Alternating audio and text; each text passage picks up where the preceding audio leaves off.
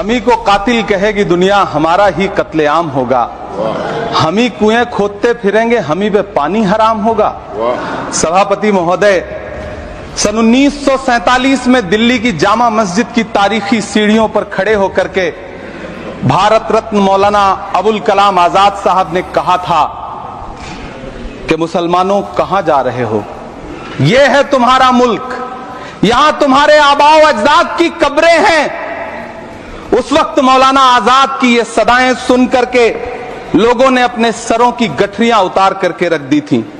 आज उसी दिल्ली में मौजूद देश की संसद में एक बिल आया है जो हमसे उसी जामा मस्जिद की सीढ़ियों के सबूत मांगेगा, जो उन्हीं सीढ़ियों के पास अपनी कब्र में सोए हुए मौलाना आजाद को फिर से कब्र से सदा देनी पड़ेगी कि ये जो कब्र है वो मेरी कब्र है, ये किसी सरकार की जागीर नहीं है।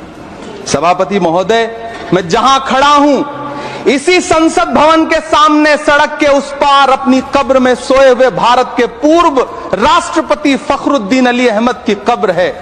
शायद अब उस कब्र से भी सदाएं आए कि ये कब्र मेरी कब्र है, ये सरकार की जागीर नहीं है।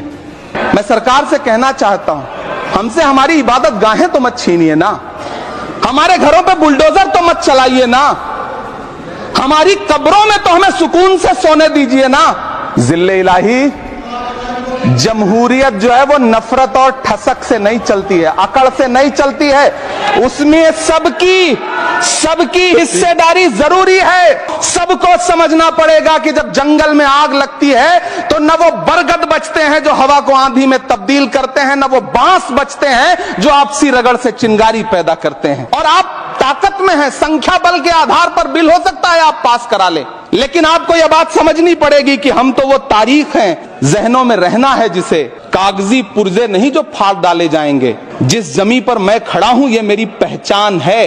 आप आंधी हैं तो क्या मुझको उड़ा ले जाएंगे?